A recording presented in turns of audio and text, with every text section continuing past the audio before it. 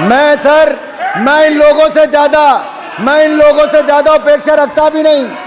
अरे इन्होंने इस चुनाव में भय भ्रम की राजनीति की, और इन्होंने यहां तक कि वो लोग जो प्रधानमंत्री जी के बारे में कहते थे बोटी बोटी नोच लेंगे, आपने उनको भी टिकट देकर सांसद बनाने का काम किया। क्या कहते थे? बोटी बोटी।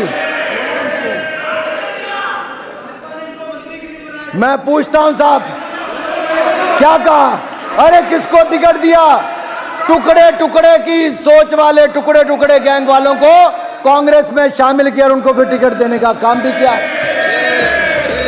अरे जो अफजल गुरु की फांसी माफ कराने की बात करते हैं उनको दिया, जो भारत का नामो निशान मिटाने की बात करते हैं उनको कांग्रेस ने टिकट क्यों दिया? मेरा सवाल ये खड़ा होता है। मैं सवाल पूछता हूं सभा पटल से, ऐसी कौन सी मजबूरी थी कि राहुल गांधी जी को प्रतिबंधित? एक मिनट, सभा पटल से नहीं, सभा पटल के माध्यम से पानी माननीय सदस्य को करेक्शन कर ले, सभा पटल से नहीं, सभा पटल के माध्यम। बिल्कुल, मैं क्षमा चाहता हूं अध्यक्ष जी, आपके माध्यम से करेक्ट कर दे। मैं यही बात दोबारा आपके माध्यम से कहना चाहूंगा अध्यक्ष जी, मैं आपका संरक्षण चाहता हूं। अगर मेरी बात में सत्य ना हो तो मुझे कोई भी खड़ा होकर टोक सकता है। ये क्यों आप कह सकते हो टोक सकता है? आपको अधिकार दिया है क्या?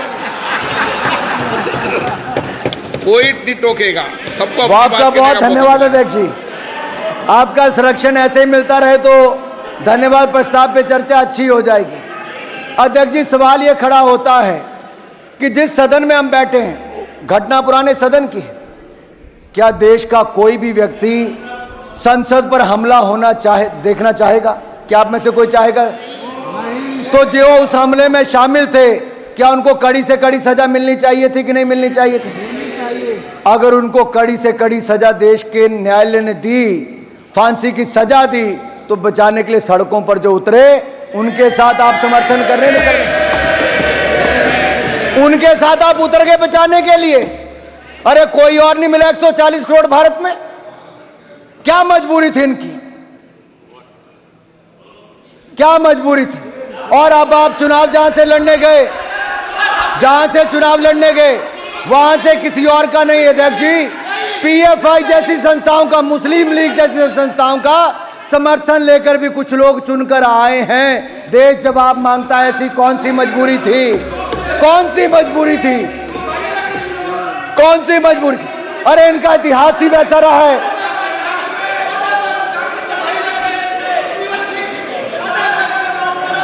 माननीय अध्यक्ष जी, बहुत सारी बातें चुनाव के समय और जो माननीय उल्लेख राष्ट्रपति महोदय ने भी जिस ओर किया, संविधान की ओर, मैं वहां पर भी आऊंगा, लेकिन उससे पहले थोड़ा कुछ और कहना चाहता हूं। इनका दर्द सामने नजर आ रहा है, इनका दर्द नजर आ रहा है। 3 बार प्रयास करने के बाद भी जो 100 के आंकड़े तक नहीं पहुंच पाया, 99 पर ही रुक गया। वो तो यही कहते हैं, दिल के अरमा आंसुओं में बह गए, इतनी नौटंकियों के बाद भी 99 पर ही अटक कर रह गए। दिल के अरमा आंसुओं में बह गए, तीसरी बार भी विपक्ष में आकर बैठ गए। माननीय अध्यक्ष जी, देवर इन द नर्वस 90s, ये नर्वस 90s में आकर इनके हाथ पैर फूलने शुरू हो गए। एक बात मैं कहना चाहता हूं, एक बात तो अच्छी हुई अध्यक्ष जी कि माननीय राहुल गांधी जी नेता प्रतिपक्ष बने हैं। मैं अपनी ओर से राहुल गांधी जी को नेता प्रतिपक्ष बनने पर बहुत बहुत बधाई और शुभकामनाएं देता हूं। राहुल गांधी जी का नेता प्रतिपक्ष बनना इसलिए भी महत्वपूर्ण है क्योंकि पिछले 2 दशकों में ये पावर विदाउट रिस्पॉन्सिबिलिटी एंजॉय कर रहे थे, ये मजा लेते थे। लेकिन अब इनको पावर के साथ साथ रिस्पॉन्सिबिलिटी भी लेनी पड़ेगी। इसलिए जो मोदी जी को कहते हैं कि मोदी जी की तीसरी टर्म अग्नि परीक्षा है, ये तीसरी टर्म मोदी जी की अग्नि परीक्षा नहीं, ये अग्नि परीक्षा विपक्ष की है, विपक्ष के नेता की है। क्या वो विपक्ष को एकजुट रख पाएंगे? क्या वो पहले की तरह जो 50%, माननीय अध्यक्ष जी, जिनको लोकसभा बंक करने की आदत थी, 50% से कम हाजिरी थी, क्या वो सारा दिन लोकसभा में बैठ पाएंगे? अच्छा नहीं है, ओह आज भी नहीं अध्यक्ष जी, क्या वो लोकसभा में बैठ पाएंगे? देर शाम तक बैठना पड़ेगा। जैसा माननीय प्रधानमंत्री जी इस पार्लियामेंट हाउस में रहते हैं, अब आपको अनुपस्थित जमींदारी नहीं चलेगी। Absentee landlordism want work, absentee landlordism want work. अध्यक्ष जी, माननीय अध्यक्ष जी,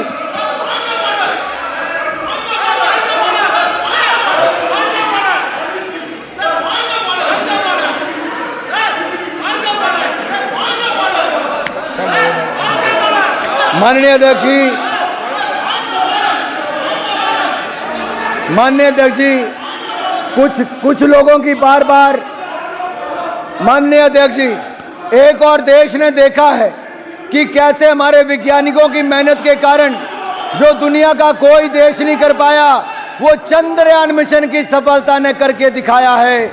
चंद्रमा के दक्षिण ध्रुव पर तिरंगे का मान सम्मान बढ़ाने वाला देश हमारा भारत दुनिया का पहला देश बना है, पहला देश बना। एक और चंद्रयान मिशन की सफलता, आदित्य L1 सोलर की सफलता, तो दूसरी ओर क्या राहुल यान फिर एक बार फेल हो गया है?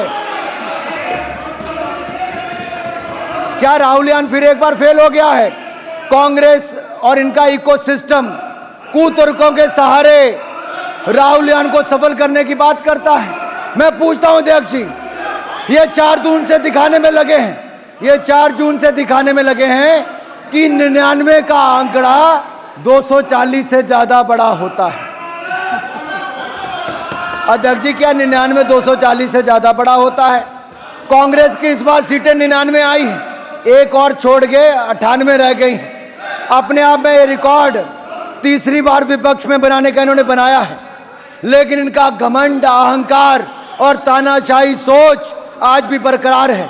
ये मानसिकता, जब कांग्रेस का पार्टी मोड खत्म हो जाए तो इस पर आत्मनिर्भर और मंथन जरूर करना चाहिए। माननीय अध्यक्ष जी, मैं एक आंकड़ा देश के सामने रखना, एक तो चलो प्लीज बैठिए अपनी सीट पे। Sir, point of order 352. Rules to be observed while speaking. A member while speaking not refer to any matter of fact with a judicial decision is pending. Make preferential personal reference by way of making. Okay. Sir, please expurge. Please 352 के अनुसार बोलो तय करो सदन में, सब तय कर लो। 352 के तहत बोलोगे, मैं सदन 352 के तहत चला दूंगा। नाराज नहीं हो रहा, मैं नाराज नहीं होता हूं। मेरे को माननीय सदस्य रूल बता रहे हैं, तो रूल की किताब बता रहे हैं, तो मैं भी चाहता हूं रूल की किताब से चलो। तो 352 के रूल के अनुसार से सदन चलेगा क्या? चलाना चाहते हो बताओ। तो माननीय Sir, raise the point of judicial.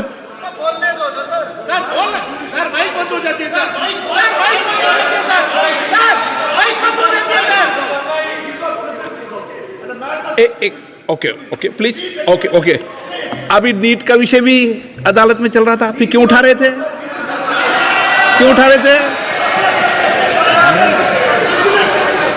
No, गलत।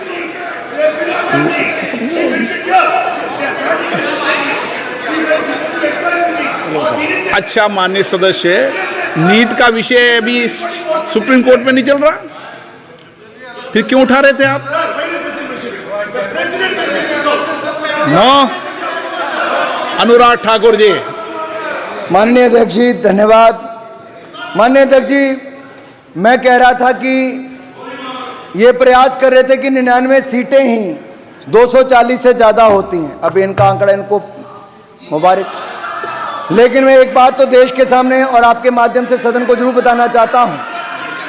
कांग्रेस मात्र 328 सीटों पर चुनाव लड़ी थी, क्योंकि हमारे ऊपर प्रश्न खड़ा करते हैं जब राष्ट्रपति भाषण में आया कि स्थिर और स्पष्ट बहुमत मिला तो उन्होंने बहुत हल्ला किया। मैं पूछता हूं, जब 2004 में आपकी सरकार बनी, 2009 में आपकी सरकार बनी, क्या आपको 240 सीटें भी मिल पाई थी? अरे आप उसके आसपास भी नहीं थे, 145 सीटें आपको मिली थी।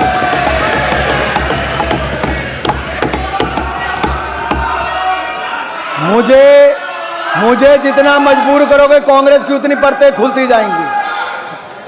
कांग्रेस, अब माननीय अध्यक्ष जी, ये लड़े ही मात्र 60% सीटों पर थी। ये देश की सबसे पुराना राजनीतिक दल मात्र 60 सीटों पर चुनाव लड़ा, 60% सीटों पर, 328 सीटों पर, और उनमें से भी 70% सीटों पर कांग्रेस हार गई। जनता ने उनको नकार दिया है। 328 सीटों में से 229 सीटों पर कांग्रेस की हार हुई है। जनता ने आपको नकार दिया है। एक तो लड़ाई 60% सीटों पर, उसके बाद 70% सीटों पर हार गए। और यही नहीं सर, जब कोई पार्टी अपना स्टैंडर्ड इतना लो सेट कर लेती है और बिलो एवरेज परफॉर्मेंस आती है तो उसको वो भी ओवरवेलमिंग लगता है। लेकिन मैं अपने कांग्रेस के मित्रों से कहना चाहता हूं, आप कुछ भी पालो पर गलत फहमी मत पालो।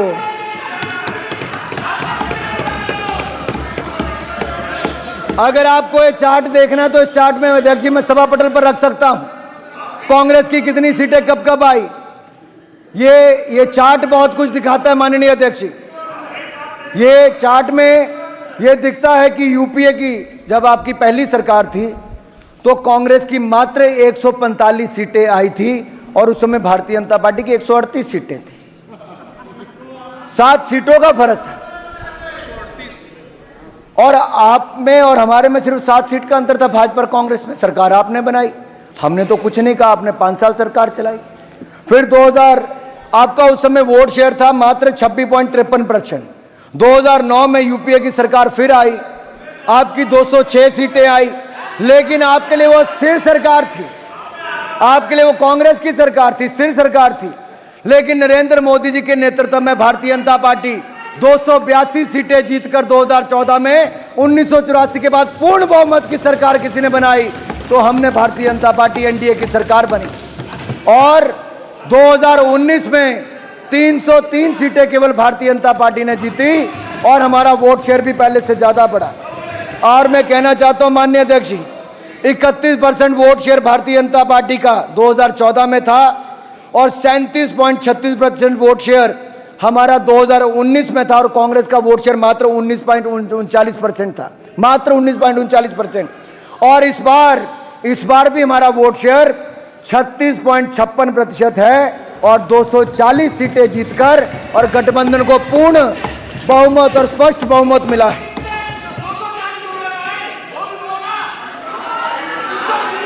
माननीय अध्यक्ष जी, इनको इतनी तो शर्म आनी चाहिए कि इन्होंने 2014 में 44 सीटें, 2019 में 52 सीटें और अब 99, 98 जो गिनना आप वो गिन लें, उतनी सीटें जिनकर ये 3 बार की सीटें गिन लें तब भी 240 से कम है। हमारे सामने खड़े कहीं नहीं होते।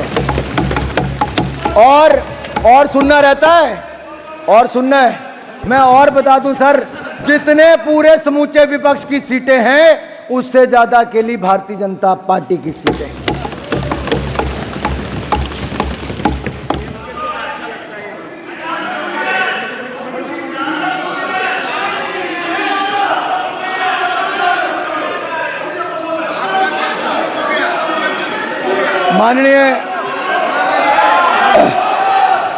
माननीय अध्यक्ष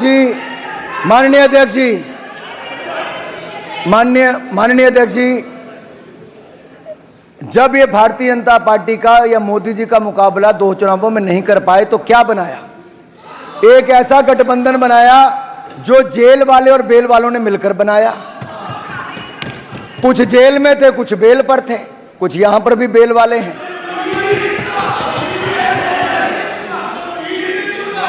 माननीय अध्यक्ष जी, इतना ही नहीं, इनकी पूर्व की सरकारों में जहां कितने ही घोटाले हुए, 2G घोटाला, कॉमनवेल्थ खेल घोटाला, कोयला घोटाला, अंतरिक्ष घोटाला, देवास घोटाला, सबमरीन घोटाला, घोटाले पे घोटाला हुआ, अगस्ता वेस्टलैंड घोटाला हो, नेशनल हेराल्ड घोटाला हो, कोई घोटालों की कमी नहीं छोड़ी।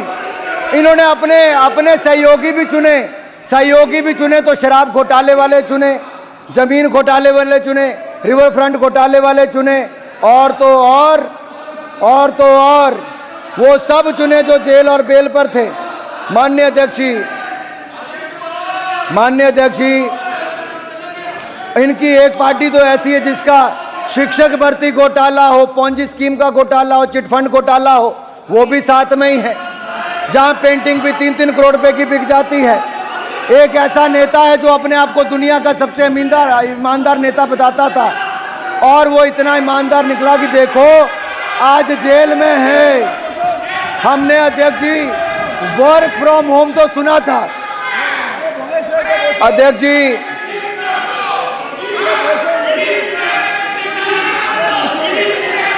माननीय अध्यक्ष जी, हमने वर्क फ्रॉम होम तो सुना था, वर्क फ्रॉम जेल देखने का अवसर भी इन लोगों ने दिया कि जेल से सरकार कैसे चलती।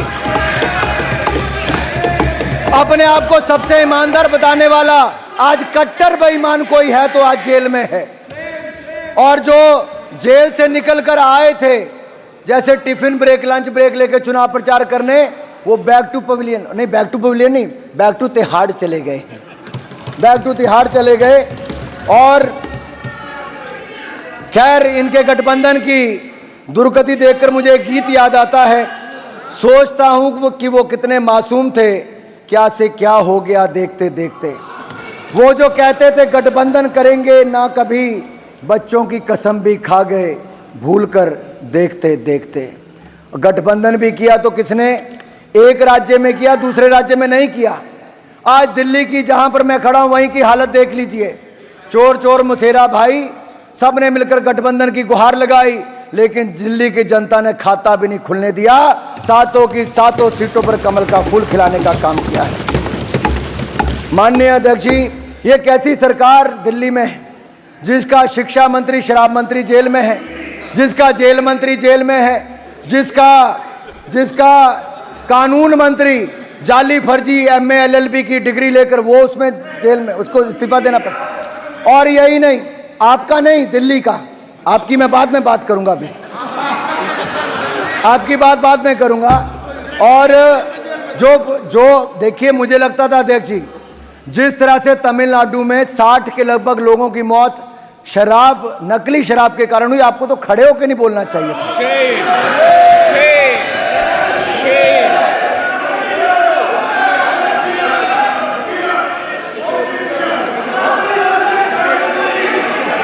अध्यक्ष जी, जो खड़े हैं मैं समझ सकता हूं, जो बार बार खड़े हो रहे हैं वो 2G लगी गोली, हालत गंभीर, आरोपी फरार, घायल को PGI किया गया रेफर, पुलिस ने किया मामला दर्ज। मनाली में प्रशासन ने पर्यटकों और स्थानीय लोगों को नदी नालों का रुख ना करने की अपील की। बढ़ती गर्मी से बर्फ के पिघलने से नदी नालों के जलस्तर में हो रही बढ़ोतरी, जान की परवाह किए बिना नदी नालों में उतर। माननीय अध्यक्ष जी, जब इनको लगा कि घोटाले वालों का सारा गठबंधन इकट्ठा करने के बाद भी, भ्रष्टाचारियों का कुनबा इकट्ठा करने के बाद भी हमें टक्कर नहीं दे पाएंगे, तो भय, भ्रम और अफवाहें फैलाने की राजनीति की गई। क्या क्या इस चुनाव में नहीं हुआ, और जिस और इशारा राष्ट्रपति जी के अभिभाषण में आता था, चाहे टेक्नोलॉजी का दुरुपयोग हो, चाहे वाले फैलाने की बात हो, ये आज नहीं, ये बार बार इनके प्रयास हैं। और विदेशी ताकतों का हाथ भी इस चुनाव में देखा गया कि किस तरह से हकराया गया। ये EVM पर भी आरोप लगाते गए, और बाकी बूथ कैप्चरिंग की तो मैं बात उस पर आऊंगा, सब पे अभी। माननीय अध्यक्ष जी, दुख इस बात का है कि इनके कुछ नेताओं ने हम हिंदुस्तान के लोगों पर नस्ल भेदी टिप्पणियां की हैं। जहरीले बोल, सैम पिट्रोडा जो किसी के अंकल, फ्रेंड, फिलोसफर, गाइड है, और सर सैम पिट्रोडा का ये बयान, मैं पूछना चाहता हूं राहुल गांधी जी से, क्या सैम पिट्रोडा का ये बयान और कांग्रेस की सोच एक है? अगर ऐसा नहीं तो कौन सी मजबूरी है कि अंकल सैम को पार्टी में लेना वापिस जरूरी है? मैं केवल कांग्रेस से ही नहीं, राहुल गांधी जी नेता प्रतिपक्ष से जिम्मेदारी लेनी पड़ेगी। राहुल गांधी जी को जिम्मेदारी लेनी पड़ेगी। क्या वो सैम पिट्रोडा के बयान से सहमत हैं कि नहीं सहमत है? क्या नस्लभेदी टिप्पणी ये भारत के लोगों को स्वीकार नहीं? मैं पूछता हूं, अब दक्षिण के भारत, उत्तर भारत, पश्चिम भारत, पूर्व भारत के लोगों को नस्लभेदी टिप्पणी करते हो, हमें स्वीकार नहीं। ये भारत के लोगों का अपमान है, हम कभी स्वीकार नहीं करेंगे। मैं पूछना चाहता हूं विपक्ष के नेताओं से, चाहे अखिलेश जी हैं, मारन जी हैं, राजा जी हैं, सुप्रिया जी हैं, बाकी सब हैं, सुदीप दा, बाकी सब लोग हैं, क्या आप सैम पिट्रोडा के बयान से और कांग्रेस की सोच से सहमत हैं? और मैं दूसरा पूछना चाहता हूं कि यहीं नहीं रुके, इनके साथी वो भी चुनकर आए जिन्होंने इस पवित्र स्थल पर जय फिलिस्तीन का नारा लगाया है। ये जय फिलिस्तीन का नारा मंजूर नहीं है। क्या यही दिन देखना था अध्यक्ष जी? अरे जो मां भारती के लिए ना बोल सकें, जो मां भारत माता की जय करने में जिनके मुंह में दही जम जाता हो, होंठ सिल जाते हो, वो जय फिलिस्तीन के नारे लगाएंगे? क्या हम उस दिशा में बढ़ रहे हैं? कभी ये लोग जय पाकिस्तान, जय चीन भी बोलेंगे? ये दुर्भाग्य है अध्यक्ष जी, ये दिन। और मैं एक और कहना चाहता हूं, संविधान को बार बार हाथ में लहराकर क्या करना चाहते हैं? अगर नेता प्रतिपक्ष अपने आप को संविधान के रक्षक कहते हैं, तो मैं चुनौती देता हूं कि वो सदन में आए और आश्वासन दें कि इमरजेंसी जैसी गलती कांग्रेस वापस कभी नहीं करेगी। आपको देश को कहना पड़ेगा। और मैं कहता हूं कि इमरजेंसी पर जब प्रस्ताव आया, तो क्या उस प्रस्ताव पर आप सहमत हैं और उसको शामिल होंगे, उनका समर्थन करेंगे? और यही नहीं, माफी भी आपको देश से मांगनी चाहिए। सभापति जी, संविधान is being tossed around like the world secularism was, devaluating and demeaning it, that too by a party who has forever been acting against the ethos of both the words। इन्होंने पहले कभी धर्मनिरपेक्ष शब्द का और कभी संविधान का दुरुपयोग ही किया है, और भी अपने लिए किया है। सच्चाई यह है कि जिन्होंने देश को संविधान दिया, वो बाबा साहब अंबेडकर को अपमानित, प्रताड़ित, पीड़ित और पॉलिटिक्स से बाहर करने का काम किया, तो आप लोगों ने ही किया था। अरे गौरव जी, दर्द होगा आपको, गौरव जी, दर्द होगा कांग्रेस को, क्योंकि आप लोगों ने ही बाबा साहब अंबेडकर के खिलाफ जो रचा वो देश जानता है, इतिहास गवाह है। दूसरी ओर प्रधानमंत्री नरेंद्र मोदी जी ने जब शपथ ली, तो उसके बाद संविधान के आगे माथा टेका, तब भी और इस बार भी संविधान को नमन किया और संविधान के अनुसार देश चलाने की बात की। और मैं एक बात और कहना चाहता हूं, बाबा साहब अंबेडकर के नाम पर पंच तीर्थ किसी ने बनाया, तो भारतीय जनता पार्टी एनडीए की सरकार ने बनाया है। बाबा साहब अंबेडकर की जन्मस्थली, शिक्षा स्थली, चैत्य भूमि और शिक्षा भूमि, महापरिनिर्वाण भूमि, पांचों स्थानों पर नागपुर, मऊ, मुंबई, दिल्ली और लंदन में जमीनें लेकर वहां पर म्यूजियम, स्मारक और वहां पर उसको मान सम्मान देने का काम किया। पंच तीर्थ बनाया तो नरेंद्र मोदी की सरकार ने बनाया। मैं आप सबसे एक और पूछना चाहता हूं, कितने पन्ने होते हैं कॉन्स्टिट्यूशन में? कितने? ऐसा मोटा करके मत बताओ, पेज कितने होते हैं? हाँ, रोज लेके घूमते थे, कभी खोल के पढ़ो तो सही। अरे पढ़ते हो नहीं, लहराते फिरते हो। निकालो जेब से देखो, अरे निकालो जेब से देखो, नकली मार लो। बताओ कितने पन्ने होते हैं? अरे बड़ा संविधान करते थे। पहले संविधान बनाने वाले को, उनको प्रताड़ित करते हैं, अब संविधान दिखाते, पढ़ते नहीं है। संविधान को कुचला किसी ने।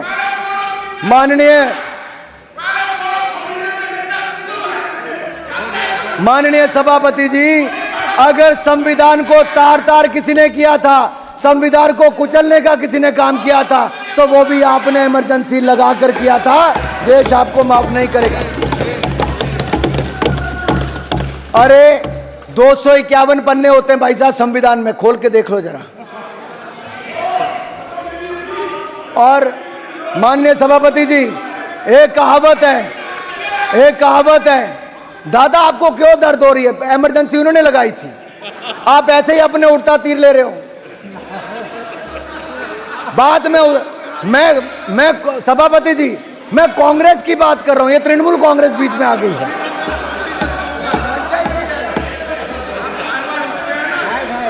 अब सच्चाई तो ये है माननीय सभापति जी, सच्चाई ये है कि जो कभी कांग्रेस के नेता सदन थे, सच्चे तृणमूल वाले इनके लिए बोलते कांग्रेस के लिए, आज कांग्रेस तो अपने नेता सदन अधीर रंजन चौधरी के लिए खड़ी नहीं हुई, एक सभा करने भी इनके नेता नहीं गए, और ममता जी के आगे उनको बेचारे को कांग्रेस अपने नेता के साथ खड़ी नहीं हो पाई। ऐसी कौन सी मजबूरी थी कि कांग्रेस को बंगाल में घुटने टेकने जरूरी था? और बैठिए तमिलनाडु में है, बैठिए। मारन जी को दर्द हो रहा है। मैं कांग्रेस के बारे में इतना ही कहूंगा, ये तो संविधान की बात आपके मुंह से वो लगती है कि 100 चूहे खाकर बिल्ली हज को चली, और कांग्रेसीकरण करने की बात करूं, जैसा ये हर योजना का करते हैं, अगर इसको मैं कांग्रेसीकरण करके कहूं कि 100 संशोधन करके कांग्रेस संविधान बचाने को चली। अरे माननीय सभापति जी, जिस पार्टी की बुनियाद ही संविधान की हत्या से, रिश्ते खून से बनी हो, वह पार्टी आज संविधान बचाने की बात करे तो गले नहीं उतरती है। यह तो वही बात हो गई कि अपने घर में नकली फूल रखने वाले बगीचों का शौक होने की बात कर रहे हैं आप पर, ये बिल्कुल। और मैं याद करवाना चाहता हूं, आपके माध्यम से सदन को बताना चाहता हूं, केंद्र में कांग्रेस की सरकारों ने आज तक धारा 356 का कितना दुरुपयोग किया है, और इसको दुरुपयोग करते हुए इन्होंने 93 बार 93 टाइम्स राज्यों में विपक्ष की चुनी हुई सरकारों को बर्खास्त करने का काम किया, तो कांग्रेस ने किया। अरे इनका अहंकार और तानाशाही इतनी थी कि Indira is India and India is Indira, इस तरह के नारे लगाते थे। इंदिरा गांधी जिन्होंने देश पर आपातकाल थोपा था, उन्होंने भी संविधान पर 50 बार 356 का दुरुपयोग करके सरकारों को बर्खास्त किया था। इंडी गठबंधन की कैसी विडंबना है कि इस गठबंधन में शामिल वामपंथी दल, जिनकी पहली बार अगर सरकार को किसी ने बर्खास्त किया तो उस समय की सरकार ने किया था, कांग्रेस की सरकार ने, और कम्युनिस्ट पार्टी आज उनका समर्थन करने की बात करती है। और डीएमके जो इस गठबंधन के हिस्सा हैं, आपकी सरकार को भी उस समय बर्खास्त किया तो कांग्रेस ने किया था, और इंदिरा जी ने तो इसका 12 बार से दुरुपयोग किया। और यही नहीं, और ये तो कांग्रेस तो इसकी मूल भावना के साथ खिलवाड़ करती रही। मैं आपको कहना चाहता हूं, नेहरू जी ने तो संविधान की आत्मा को ही खत्म कर दिया था। देश की संविधान बनने के 15 महीने के अंदर ही संविधान पर सबसे पहला प्रहार नेहरू जी ने किया था। आर्टिकल 19 जो इस देश के नागरिकों को विचार और अभिव्यक्ति की, अरे सुनना पड़ेगा भाई, क्यों? अगर माननीय अध्यक्ष जी सच नहीं है तो खड़ा होकर बोले कि नेहरू जी ने नहीं किया। अरे देश की संविधान की आत्मा को खत्म करने का काम किया तो नेहरू जी ने किया था, मैं डंके की चोट पर कहता हूं।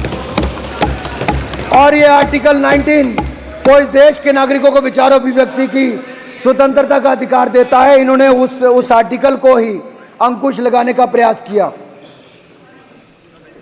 यह मामला था ऑर्गेनाइजर और क्रॉस रोड पत्रिकाओं पर नेहरू जी की आलोचना हुई। लिखा सिर्फ इतना था कि पाकिस्तान में पीड़ित हिंदुओं की आवाज उठाई थी। तो पाकिस्तान में पीड़ित हिंदुओं की आवाज उठाने का दर्द, नेहरू जी को तो और धन्यवाद करना चाहिए था ऑर्गेनाइजर का, लेकिन उन्होंने उसके खिलाफ कड़ी कार्रवाई करने का काम किया और पहला संशोधन उन्होंने जून के महीने में, इसी महीने में लाए। और इंदिरा जी ने भी इमरजेंसी के निंदा प्रस्ताव, इंदिरा जी के समय वो पंडित नेहरू जी से और आगे निकल गई। 1975 में तो संविधान की हत्या ही कर दी। इमरजेंसी देश ने देखी, वो काला अध्याय देश भूलेगा नहीं।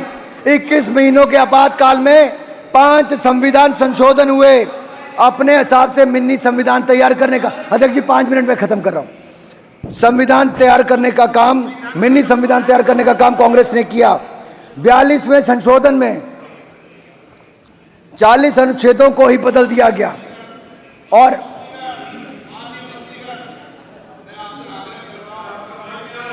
अन्य सदस्य जब बोले क्रोध नहीं करें और इसको 5 साल पालन करना है। सर एक नहीं अनेक ऐसे संशोधन किए गए।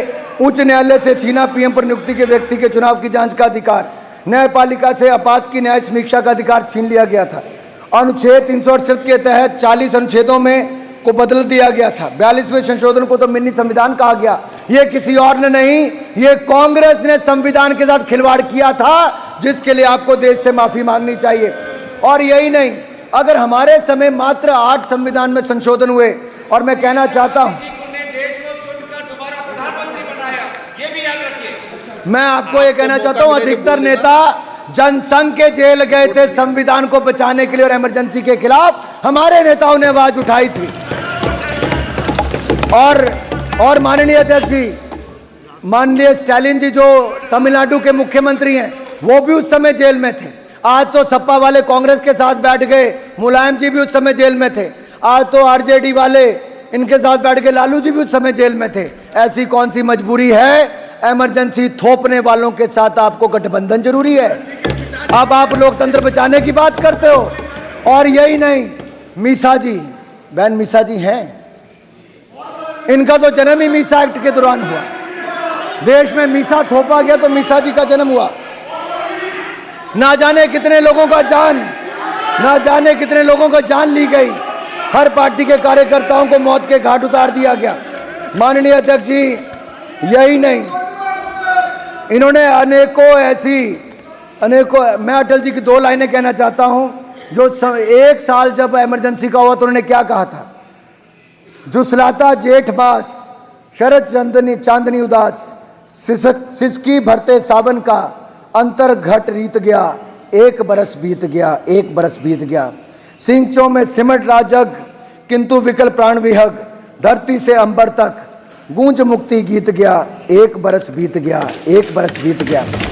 ये हमारे नेताओं ने आप ईवीएम पर प्रश्न चिन्ह खड़ा करते थे, कहते थे ईवीएम ये हो जाएगा, वो हो जाएगा। अब मैं इन सभी सांसदों से पूछना चाहता हूं विपक्ष के, क्या ईवीएम ठीक थी कि नहीं थी?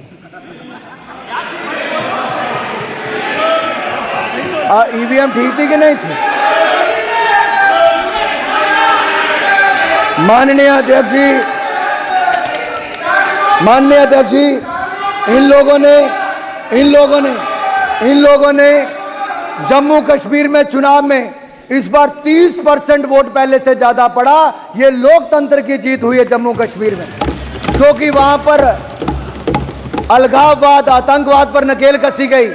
जो नेहरू जी की गलती थी धारा 370 देकर और पाक ऑक्युपाइड कश्मीर पर आकर कांग्रेस ने गलतियां की, उसमें सुधार धारा 370 को सदा के लिए खत्म किया तो मोदी जी की सरकार ने किया। आज वहां पर रिकॉर्ड टूरिस्ट आ रहा है, रिकॉर्ड वोटिंग हो रही है, रिकॉर्ड निवेश आ रहा है, और अब तो अमरनाथ यात्रा भी शुरू हो गई है। जय अमरनाथ, जय भोलेनाथ। और माननीय अध्यक्ष जी, देश के लिए आर्थिक शक्ति और सैन्य शक्ति बहुत जरूरी है। हमारी सरकार बनते सशस्त्र बलों का आधुनिकीकरण मोदी सरकार ने शुरू कर दिया। और मैं कहना चाहता हूं, आपकी सरकार के समय भारत को दुनिया का सबसे बड़ा इंपोर्टर आपने बना दिया था हथियारों का, लेकिन हमारी सरकार ने आपके समय 2014 में 1000 करोड़ से कम एक्सपोर्ट होता था। आज माननीय रक्षा मंत्री जी यहां पर बैठे हैं, 21,000 करोड़ का एक्सपोर्ट, लगभग 21 गुना ज्यादा किया। अरे उस समय चीन सबसे बड़ा इंपोर्टर होता था, आज वो मैन्युफैक्चरर बन गया है। और हमारा भारत भी, माननीय अध्यक्ष जी, हमने ब्रह्मोस मिसाइल, सुपरसोनिक मिसाइल आज फिलीपीन और अन्य देशों को बेचने का काम आज भारत उपलब्ध करवाने का काम कर रहा है। आज 1 लाख करोड़ से ज्यादा का माननीय अध्यक्ष जी, आज 1 लाख करोड़ से ज्यादा का रक्षा उत्पादन हम खुद कर रहे हैं। रशिया से S-400 लिया, चिनूक हेलीकॉप्टर से लेकर बाकी सारे लिए, राफेल जेट हमने लिया, लेकिन भारत के अंदर हम ब्रह्मोस मिसाइल बना रहे हैं, तेजस एयरक्राफ्ट लड़ाकू विमान बना रहे हैं, INS विक्रांत भी किसी ने बनाया तो भारत ने खुद बनाया है। हमने अपनी ऑर्डिनेंस फैक्ट्रीज का निगमीकरण किया है और हमने देश की सुरक्षा को प्राथमिकता में दिया है। डिफेंस मैन्युफैक्चरिंग में आत्मनिर्भरता को आगे बल दिया है। आर्म्ड फोर्सेस को आधुनिक किया। आपने तो हमारी सेना को ना लड़ाकू विमान दिया, ना हथियार दिए, ना गोला बारूद दिया और ना ही बुलेट प्रूफ जैकेट दी। 10 साल में कुछ नहीं दिया। ये हमारी सरकार ने make in India bullet proof jacket देने का काम। माननीय अध्यक्ष जी, सुरक्षा के साथ साथ देश के अंदर आंतरिक सुरक्षा की मैं बात करूं, आज अगर देखा जाए नॉर्थ ईस्ट में 11 पीस अकॉर्ड हुए, इतिहास रचा तो हमारी सरकार ने किया है। और यही नहीं, 76% कमी इंसर्जेंसी इंसिडेंट्स में आई है और 90% हमारी सिक्योरिटी फोर्सेस की जो कैजुअलिटी में कमी आई है और 97% सिविलियन डेथ्स में कमी आई। ये अफवाह को भी हमने बहुत सारे कोनों से अलग अलग जगह से हटा दिया है। और यही नहीं, हमने सीए लाकर जिनको वर्षों से नागरिकता नहीं मिली थी, हमारी सरकार ने नागरिकता देने का काम भी सीए में किया है। आपकी सरकारों में अंग्रेजों की मानसिकता दिखती थी, दंड देने वाले कानून थे, हमने न्याय देने वाला कानून आज भारत को दिया है। अब नाबालिग से बलात्कार करने वाले को फांसी की सजा होगी। देश के खिलाफ सशस्त्र उठाने वाले को, विद्रोह करने वाले को जेल होगी। राजद्रोह की जगह अब देशद्रोह कानून होगा। देश के खिलाफ बोलना गुनाह होगा। व्यक्ति विशेष के खिलाफ बोलने पर जेल नहीं होगी। आपकी पार्टी और आपकी सरकारें तो कोई बोलता तो उसको गिरफ्तार करने के लिए भेज देते हैं। बम धमाके, गैस अटैक करने वाले आतंकवादी जेल जाएंगे। मॉब लिंचिंग करने वालों को भी अब फांसी की सजा होगी और बालिग से रेप करने वालों को भी सजा होगी। आतंकवादियों को जेल से बाहर जाने के सारे रास्ते बंद कर दिए जाएंगे। माननीय अध्यक्ष जी, लास्ट लाइन बोल के मैं खत्म कर रहा हूं। मैं इतना ही कहूंगा, माननीय अध्यक्ष जी, मैं इतना ही कहूंगा कि आज मोदी जी के नेतृत्व में एनडीए की सरकार लगातार देश को आगे बढ़ा रही है। आप चाहे जितना मर्जी विरोध कर लें, आज आपने देखा होगा ऑपरेशन गंगा चलाकर भी या दुनिया भर के देशों में कहीं आपदा आई हो, अगर फर्स्ट रिस्पॉन्डर कोई बना है तो मदद मांगने वाले से हटकर आज भारत मददगार देश बना है। हमने कोरोना के समय करोड़ों भारतीयों को ऑपरेशन चलाकर वापस लाए और यूक्रेन से 23,000 भारतीयों को ऑपरेशन गंगा चलाकर देश में सुरक्षित लाई तो मोदी सरकार लाई। माननीय अध्यक्ष जी, हमारी सरकार, आखिरी में किसान पे बोल के अपनी बात को खत्म कर रहा हूं। ये कहते थे कि एमएसपी बंद हो जाएगा। एमएसपी बंद नहीं हुआ। 5.5 लाख करोड़ की खरीद आपके 10 साल में हुई थी। हमने 18,40,000 करोड़ की खरीद 10 साल में की है। आपके समय 27,662 करोड़ का बजट था। हमारे समय 1,25,000 करोड़ का बजट है। आपके समय प्रधानमंत्री फसल बीमा योजना में कुछ नहीं मिलता था। हमने 1,60,000 करोड़ रुपया प्रधानमंत्री फसल बीमा योजना में मुआवजा दिया है। आपके समय 7,30,000 करोड़ रुपया 2013-14 में किसानों को बैंकों से मिला। हमने 21 लाख करोड़ रुपया बैंकों से दिया है। आपके समय 6,000 करोड़ रुपया सिंचाई योजना पर खर्च हुआ। हमने 15,000 करोड़ रुपया खर्च किया है। आपके समय गेहूं की खरीद 2,40,000 करोड़ की हुई, हमने 12,40,000 करोड़ की। आपने गेहूं की खरीद 2,80,000 करोड़ की, हमने 5.5 लाख करोड़ की। आपने दलहन की खरीद 1,964 करोड़ की, हमने 85,000 करोड़ की खरीद दलहन की है। दलहन तिलहन पर भी आत्मनिर्भर भारत को बनाया है। भाई और बहनों, अंतिम बात खेलों की नहीं करूंगा तो नहीं होगी। हमने world cup T20 world cup पुरुषों का भारत ने जीता है 13 वर्षों के बाद। अब भारत ने वर्ल्ड कप जीता है। अरे भारत की जीत के लिए ताली बजा दो, भारत के खिलाड़ियों के लिए ताली बजा दो। अध्यक्ष जी, इनके हाथ भारत की जीत के लिए नहीं चलते।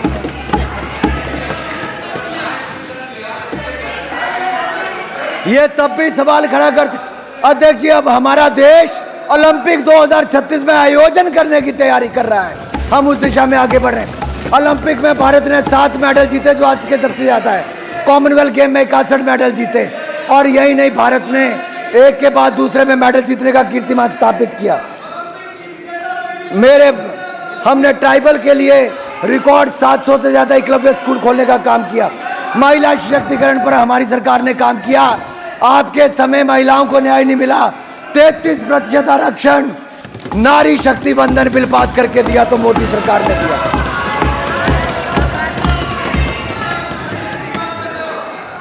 मैं इनके पे इतना ही कहूंगा, दामन है दागदार फिर भी इठलाकर चलते हो, जमानत पे है परिवार फिर भी सिर उठाकर चलते हो, बूझो कौन। अध्यक्ष जी, इनका रिश्ता झूठ से कुछ ये गहराता चला गया। जब भी इनका मुंह खुला अफवाह फैलाता चला गया। ये अफवाह फैलाते रहे और हम दुनिया को अपनी उपलब्धियां बताते गए और देश की जनता ने मोदी जी के ईमानदार दमदार नेतृत्व पर मोहर लगाई है, फिर एनडीए सरकार बनाई है। मैं आपके इस माध्यम से सदन को विश्वास दिलाना चाहता हूं कि जिस तरह की परफॉर्मेंस पहले 2 टर्म्स में एनडीए सरकार की रही मोदी जी के नेतृत्व में, इस बार उससे आगे बढ़कर हमारी परफॉर्मेंस रहेगी। ये विकास का रथ रुकेगा नहीं। हम दुनिया की तीसरी बड़ी अर्थव्यवस्था बने। हम दुनिया की तीसरी बड़ी अर्थव्यवस्था बनेंगे। हम दुनिया की तीसरी बड़ी अर्थव्यवस्था बनेंगे। और अंतिम लाइन कहकर मैं यही कहूंगा, थोड़ा मुस्कुराइए विपक्ष वालों, थोड़ा मुस्कुराइए। आप नए भारत में हैं और ये नए भारत की बुलंद तस्वीर मैंने थोड़ी आपके सामने रखने का प्रयास किया है। राष्ट्रपति जी के अभिभाषण पर जहां मैं एक और उनका धन्यवाद करता हूं, समर्थन करता हूं और आप सबने मेरी बात सुनी, मुझे अवसर दिया, पार्टी की तरफ से पहला रखने का अवसर दिया। मैं अध्यक्ष जी आपको एक बार फिर चुनने पर बधाई, आप सबको चुनने पर बधाई और आप सबके माध्यम से मोदी जी को बधाई देता हूं और यही कहूंगा, ले चलिए भारत को बुलंदियों की ओर, बनाइए विकसित भारत। हम आपके साथ हैं, आप भी आइए, जुड़िए, आप भी आइए। भाई अध्यक्ष जी मैंने तो हाथ जोड़ दिए, अध्यक्ष जी मैंने तो हाथ जोड़ दिए। ये विकसित भारत की यात्रा में विपक्ष भी जुड़ जाए। ये मेरी तेरी लड़ाई नहीं, ये मेरे भारत की लड़ाई है, इकट्ठे मिलकर लड़ेंगे। इसमें मेरा तेरा नहीं, इसमें बांटने वाला कुछ नहीं, विचारधारा का कुछ नहीं, ये मेरे देश के लिए है। हम अपने देश को अगले 25 सालों में विकसित भारत बनाएंगे, विकसित भारत बनाएंगे, विकसित भारत बनाएंगे। बहुत बहुत